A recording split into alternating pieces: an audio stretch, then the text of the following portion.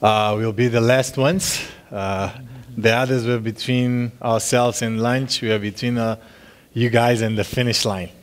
But we promise to be quick and hopefully interesting. I'm Aldo Tembe, CEO of Mozambique Previdente, a pension fund management company from Mozambique.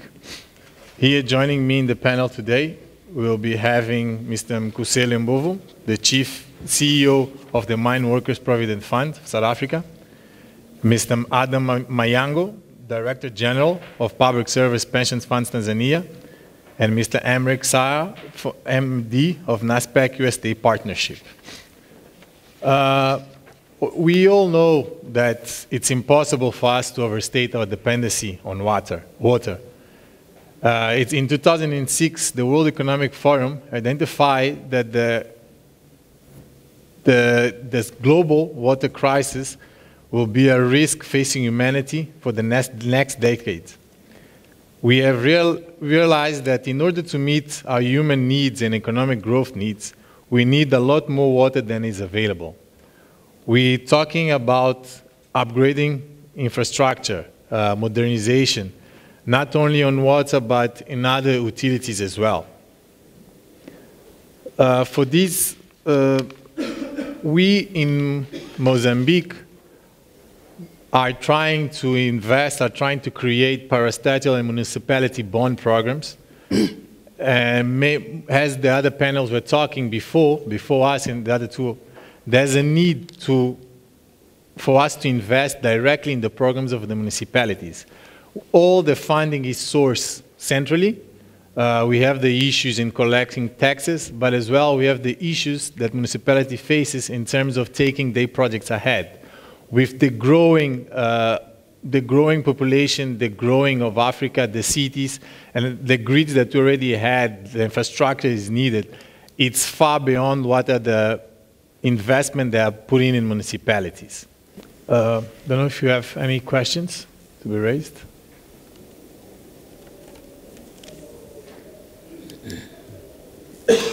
People are tired. Everybody's I know they're all tired.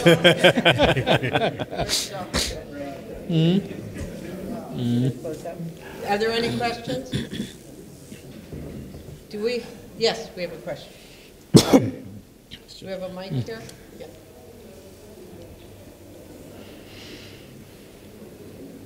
Yeah, my name is Derek Janje. I run a pension fund in Zimbabwe. Can you speak up, please? And identify yourself. All right.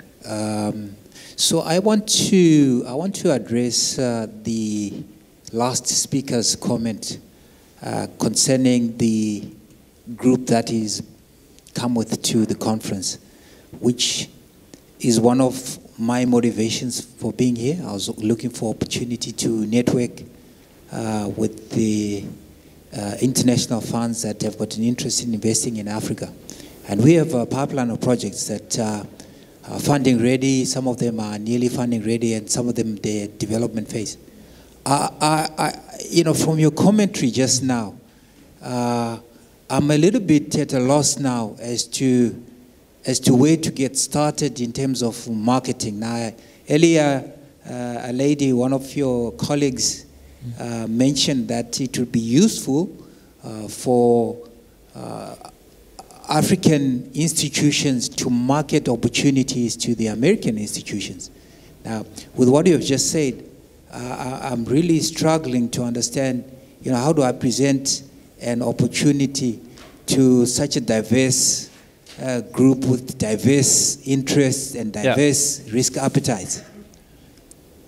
Yes, thank you for the question. I think that's clearly one of the reasons why we're here, is that if you are broadly looking for U.S. investors and you don't know exactly how to go about it, you could just waste a lot of time. I've met a lot of funds here who will tell you, oh yeah, I've been trying for 3, 4, 10 years and I've never had success in raising money from a U.S. investor.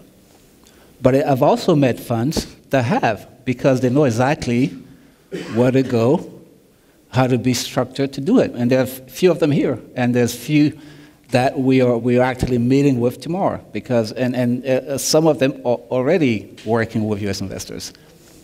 You would be surprised if you actually look at the data from some of this private equity funds, for example.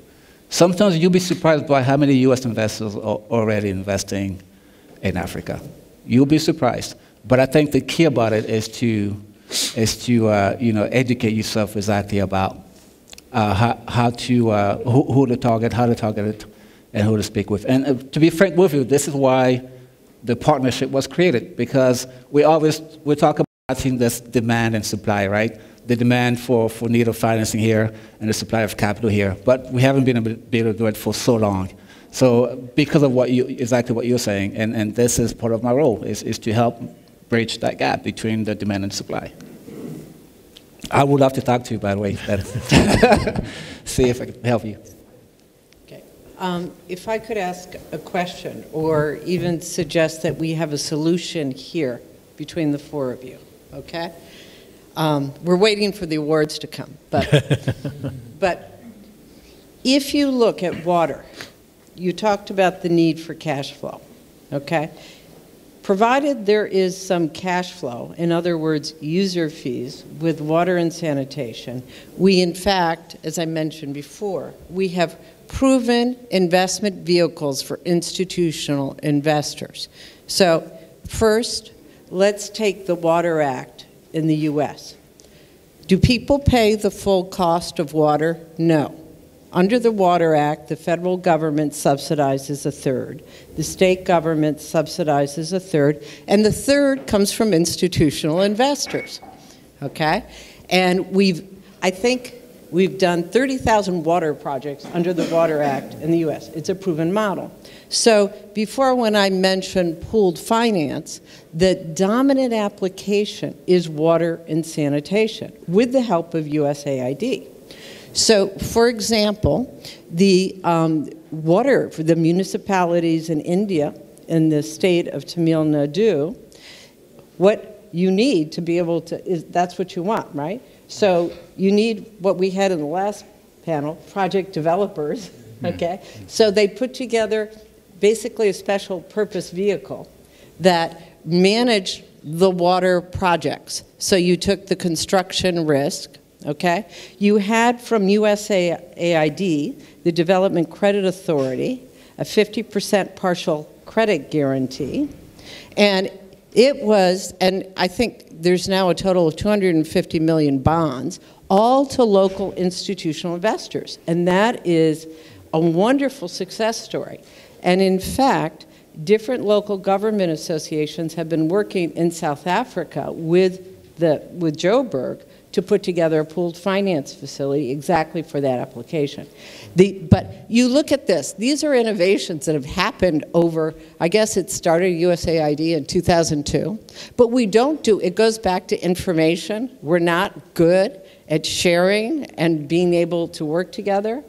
If you're interested, I actually did a paper for the Addis FFD meeting in 2015 on how we finance sub-sovereign, looking at the history of pooled finance, which started in 1898 in Europe, 1898, you know.